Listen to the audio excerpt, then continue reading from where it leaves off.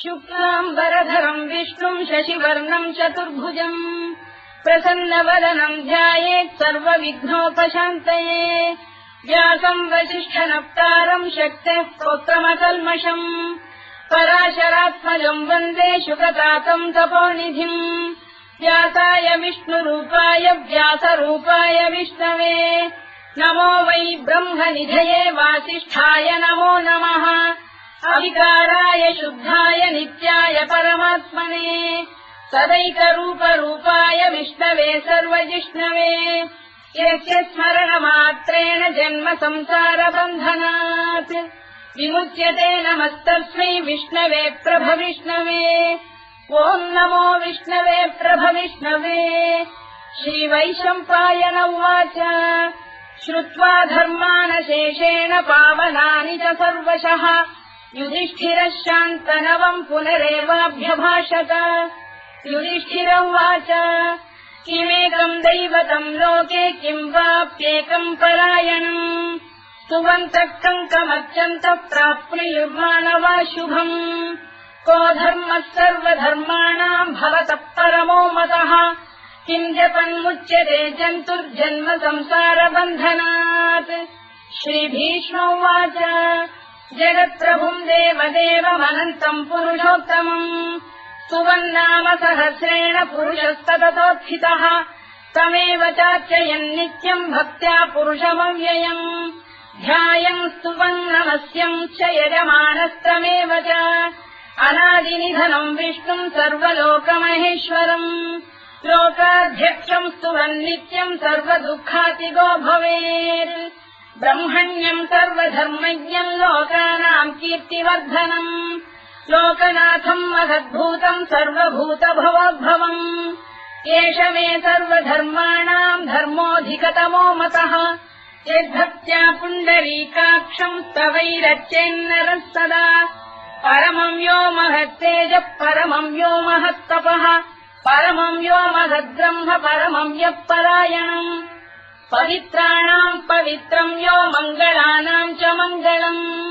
दैवतम् देवतानाम् च भूतानाम् यो व्ययक्तिदा यतः सर्वाणि भूतानि भवन्त्यादियुगागमे यस्मिंश्च प्रलयम् यान्ति पुनरेव युगक्षये तस्य लोकप्रधानस्य जगन्नाथस्य भूपते विष्णोर्नाम सहस्रम् मे शृणु पापभयापहम् यानि नामानि गौणानि विख्यातानि महात्मनः ऋषिभिः परिगीतानि तानि वक्ष्यामि भूतये ऋषिर्नाम्नाम् सहस्रस्य वेदव्यासो महामुनिः छन्दोऽनुष्टुप् तथा देवो भगवान् देवकीसुतः अमृताम् शुद्भवो बीजम् शक्तिर्देवकी नन्दनः कृतामाहृदयम् तस्य शान्त्यर्थे विनियुज्यते विष्णुम् जिष्णुम् महाविष्णुम् प्रभविष्णुम् महेश्वरम् अनेकरूपदैत्यान्तम् नमामि पुरुषोत्तमम् अस्य श्रीविष्णोर्दिव्यसहस्रनामस्तोत्रमहामन्त्रस्य श्रीवेदव्यासो भगवान् ऋषिः अनुष्टुप्छन्दः श्रीमहाविष्णुः परमात्मा श्रीमन्नारायणो देवता अमृतांशोद्भवो भानुरिति बीजम् देवकी नन्दन श्रेष्ठेति शक्तिः उद्भवः क्षोभणो देव इति परमो मन्त्रः धर इत्यस्त्रम् रथाङ्गपाणिरक्षोभ्य इति नेत्रम् त्रिसामासामजः सामेति कवचम् आनन्दम् परब्रह्मेति योनिः ऋतुः सुदर्शनकाल इति दिग्बन्धः श्रीविश्वरूप इति ध्यानम् श्रीमहाविष्णुप्रीत्यर्थे सहस्रनाम जपे विनियोगः ध्यानम् क्षीरोदङ्गप्रदेशे शुचिमणिविलसत्सैकते मौक्तिकानाम् मालासुप्तासनस्थस्फटिकमणिनिभैर्मौक्तिकैर्मण्डिताङ्गः शुभ्रैरभ्रैरदभ्रैरुपरि विरचितैर्मुक्तपीयूषवर्षैः आनन्दीनः पुनीयादरिनरिन गदा शङ्खपाणिर्मुकुन्दः भूः पादौ यस्य नाभिर्विहरसुरनिलश्चन्द्रसूर्यौ च नेत्रे कर्णावाशा शिरोद्यौर्मुखमपि दहनो यस्य वास्तेयमब्धिः अन्तस्थम् यस्य विश्वम् सुरनरखगो भोगि गन्धर्वदैत्यैः चित्रम् रम्यते तम् त्रिभुवन वपुषम् विष्णुमीशम् नमामि। ॐ नमो भगवते वासुदेवाय। शान्ताकारम् भुजगशयनम् पद्मनाभम् सुरेशम् विश्वाधारम् गगनसदृशम् मेघवर्णम् शुभाङ्गम् लक्ष्मीकान्तम् कमलनयनम् योगिहृध्यानगम्यम् वन्दे विष्णुम् भवभयहरम् सर्वलोकैकनाथम्। मेघश्यामम् पीतकौशेयवासम् श्रीवत्साङ्कम् कौस्तुभोद्भासिताङ्गम्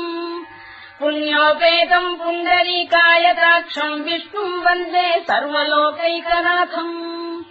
नमः समस्तभूतानामादिभूताय भूभृते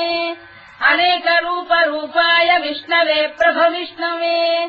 सशङ्खचक्रम् सकिरीटकुण्डलम् सपीतवस्त्रम् सरसीरुभेक्षणम् सहारवक्षस्थलशोभिकौस्तुभम् नमामि विष्णुम् शिरसा चतुर्भुजम्। छायायाम् पारिजातस्य हेमसिंहासनोपरि आसीनमम्बुदश्याममायताक्षमलङ्कृतम् चन्द्राननम् चतुर्बाहुम् श्रीवत्साङ्कितवक्षसम् रुक्मिणी सत्यभामाभ्याम् सहितम् कृष्णमाश्रये।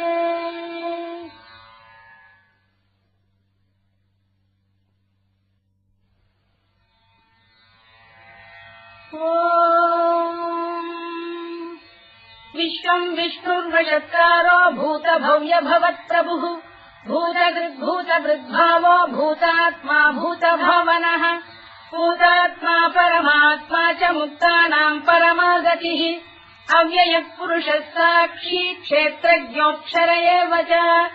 योगो योगविदाम् नेता प्रधानपुरुषेश्वरः नारसिंहवपुः श्रीमान् केशवः पुरुषोत्तमः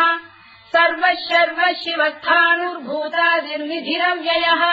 सम्भवो भावनो भर्ता प्रभवः प्रभुरीश्वरः स्वयम्भूः शम्भुरादित्यः पुष्कराक्षो महास्वनः अनादिनिधनो धाता विधाता धातुरुत्तमः अप्रमेयो ऋषिकेशः पद्मनाभोऽमरप्रभुः विश्वकर्मा मनुस्पष्टा स्थविष्ठस्थविरो ध्रुवः अग्राह्यः शाश्वतः कृष्णो लोहिताक्षप्रदर्दनः प्रभूतस्त्रिककुब्धाम पवित्रम् मङ्गलम् परम् ईशानप्राणदप्राणो ज्येष्ठः श्रेष्ठः प्रजापतिः हिरण्यगर्भो भूगर्भो माधवो मधुसूदनः ईश्वरो विक्रमी धन्वी मेधावी विक्रमक्रमः अनुत्तमो दुराधर्षः कृतज्ञः कृतिरात्मवान् सुरेशः शरणम् शर्म विश्वरेता प्रजाभवः अधः संवत्सरो व्यालप्रत्ययः सर्वदर्शनः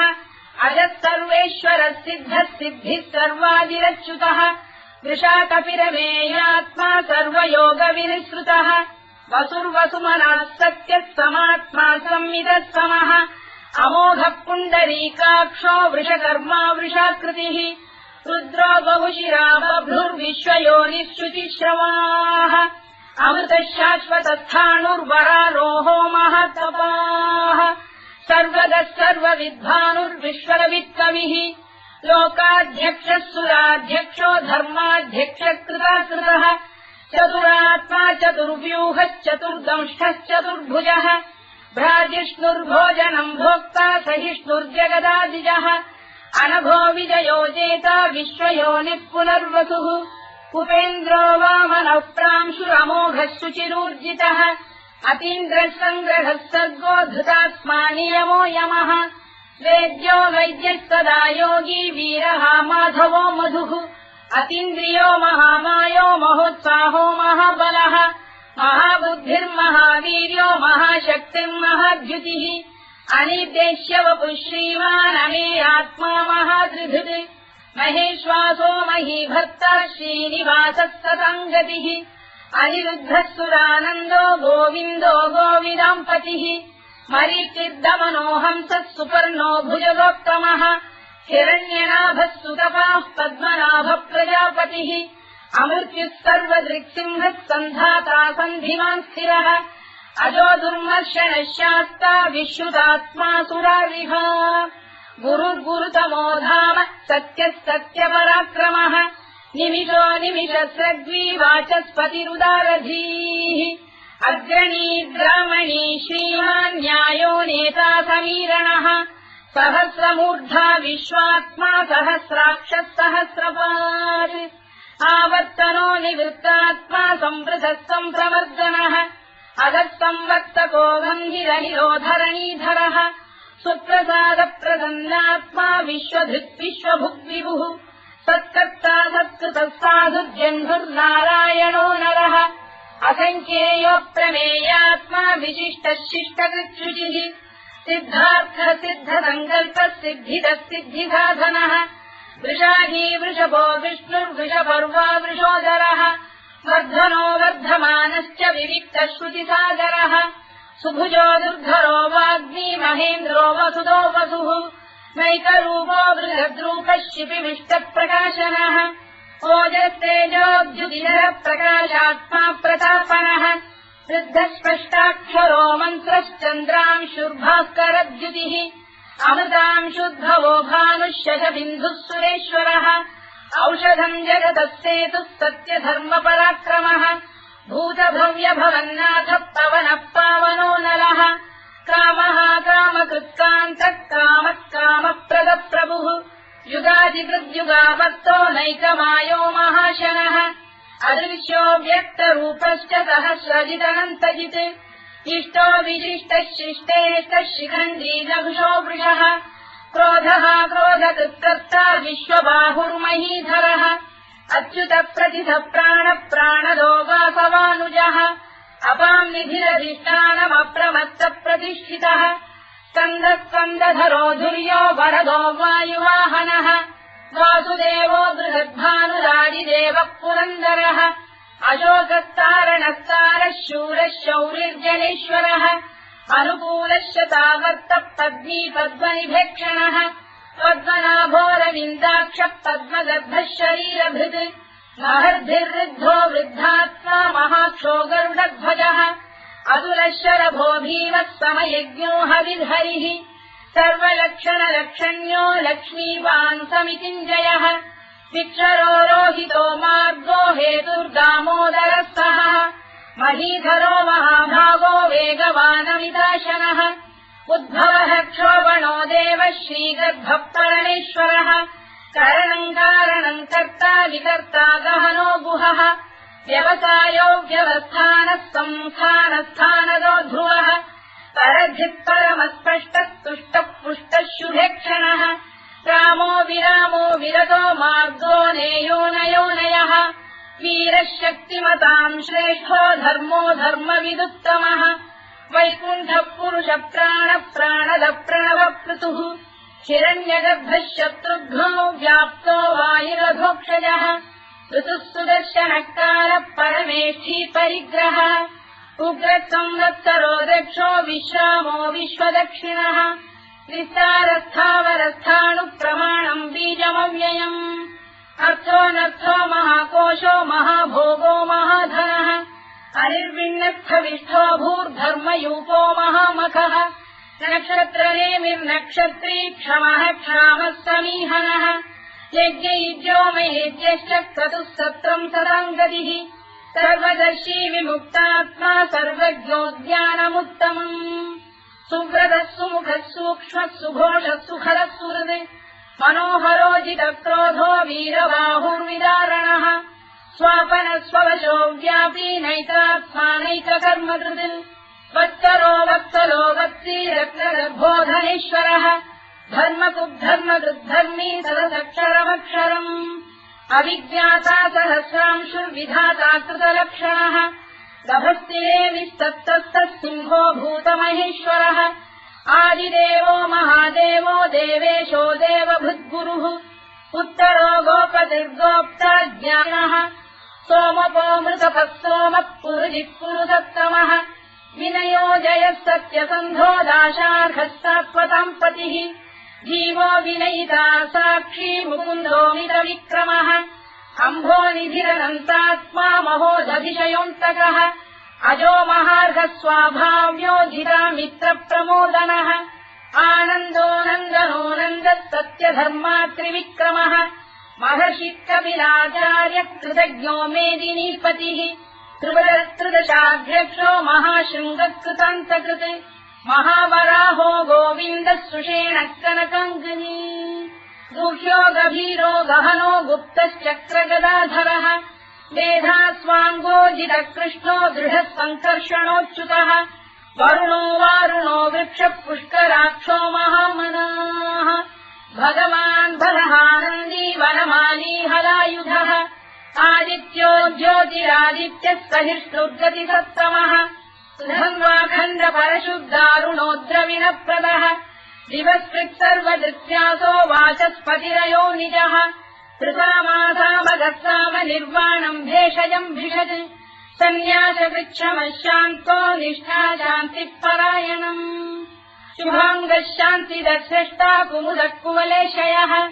गोहितो गोपदैर्गोप्ता वृषभाक्षो वृषप्रियः अनिवर्ती निवृत्तात्मा संक्षेप्ताक्षेमकृत् शिवः श्रीवत्सवक्षः श्रीवासः श्रीपतिः श्रीमताम्बरः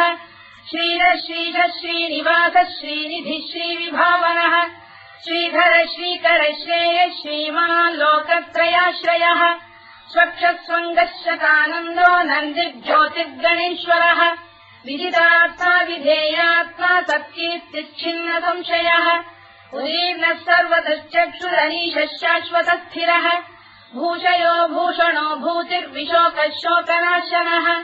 अर्चिष्मानर्चितः कुम्भो विशुद्धात्मा विशोधनः अनिरुद्धो प्रतिरथः प्रद्युम्नोमितविक्रमः कालनेमिनिहावीरः शौरिः शूरजनेश्वरः त्रिलोकात्मा त्रिलोकेशः केशवः केशिहा हरिः कामदेवः कामपालः कामी कान्तकृतागमः अनिर्देश्यवपुर्विष्णुर्वीरोऽनन्तो धनञ्जयः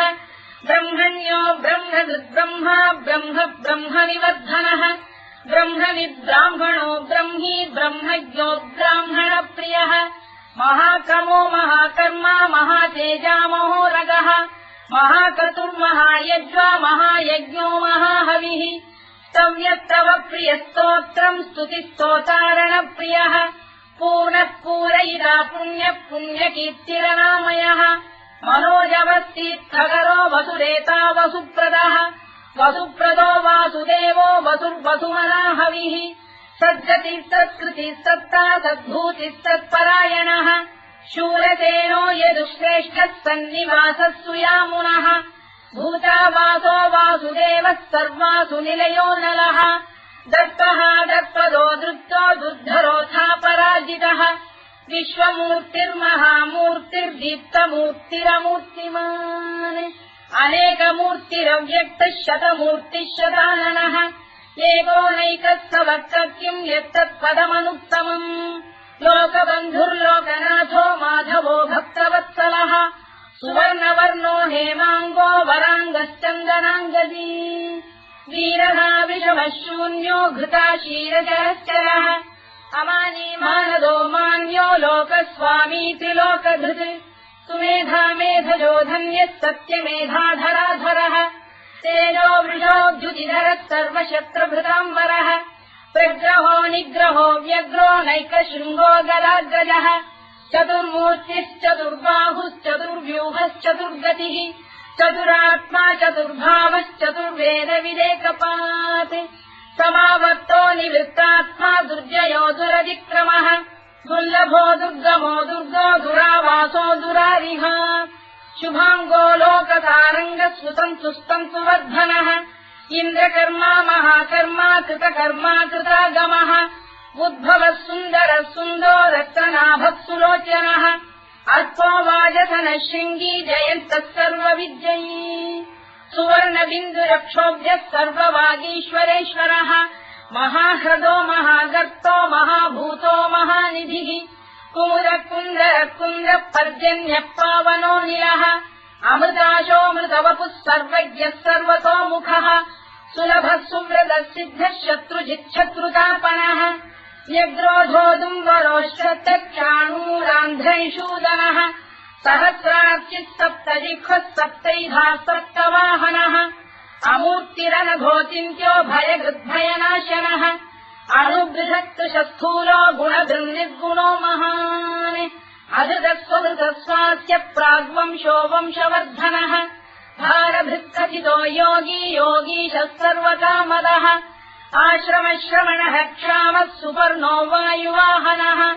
धनुर्धरो धनुर्वेदो दण्डो दमयिता दमः अपराजितः सर्वसहो नियन्ता नियमो यमः सत्त्ववान् सात्विकः सत्यः सत्यधर्मपरायणः अभिप्रायप्रियार्होः प्रियकृत्प्रीतिवर्धनः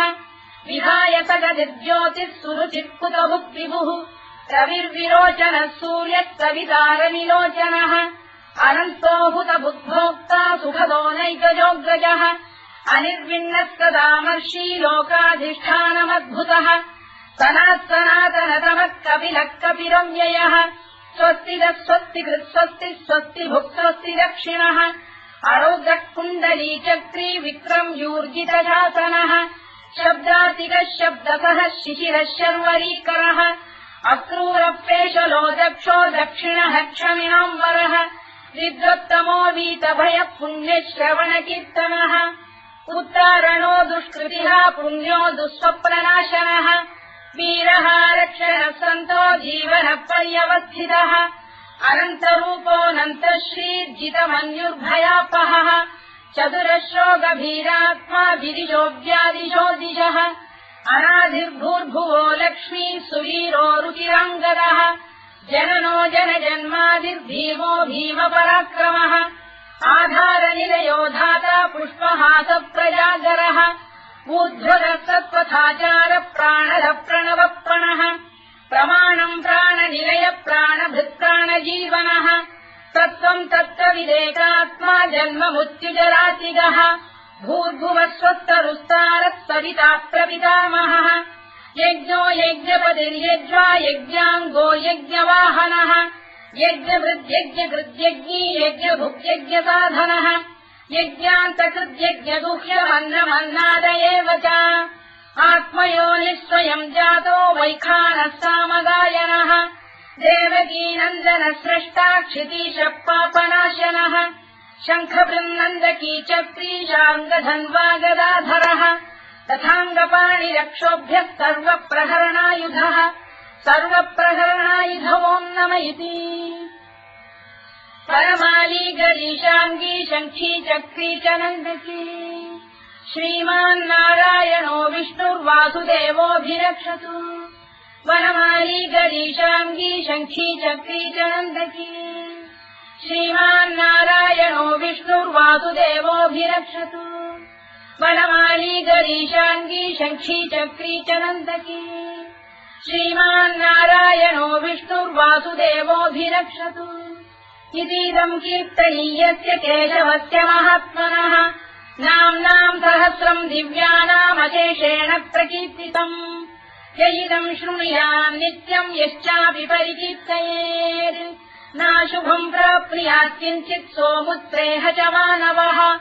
वेदान्तको ब्राह्मणस्य क्षत्रियो विजयी भवेत् वैश्यो धनसमृद्धः स्यात् क्षुद्रः सुखमवाप्नुयात् धर्मार्थी प्राप्नुयात् धर्ममर्थार्थी चार्थमाप्नुयात्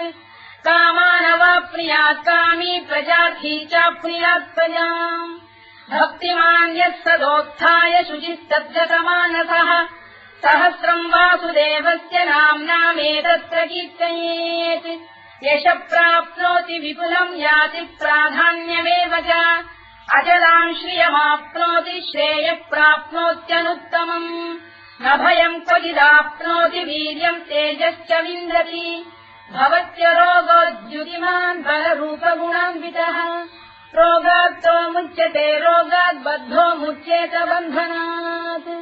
भयान्मुच्येत भीतस्तु मुच्येतापन्न आपदः दुर्गाण्यतितरत्याशु पुरुषः पुरुषोत्तमम् सुवन्नाम सहस्रेण नित्यम् भक्तिसमन्वितः वासुदेवाश्रयो मर्त्यो वासुदेवपरायणः सर्वपापविशुद्धात्मा याति ब्रह्म सनातनम् न वासुदेव भक्तानामशुभम् विद्यते क्वचित् जन्म मृत्युजरा व्याधि भयम् नैवोपजायते इमं स्तवमधीयान श्रद्धा भक्ति समन्वितः युज्येतात्मसुखक्षान्ति श्रीधृति स्मृति कीर्तिभिः न क्रोधो न च मात्सर्यम् न लोभो न शुभामतिः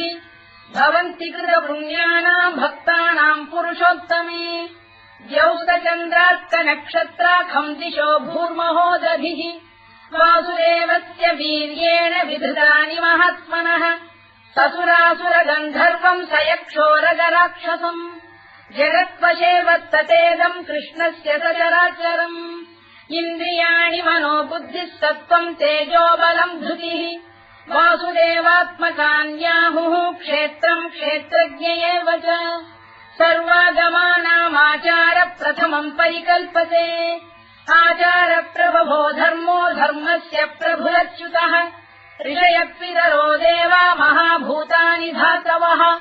जङ्गमा जङ्गमम् चेदम् जगन्नारायणोद्भवम् योगो ज्ञानम् तथा साङ्ख्यम् विद्या शिल्पादिकर्म च वेदाः शास्त्राणि विज्ञानमेतत् सर्वम् जनार्दनात्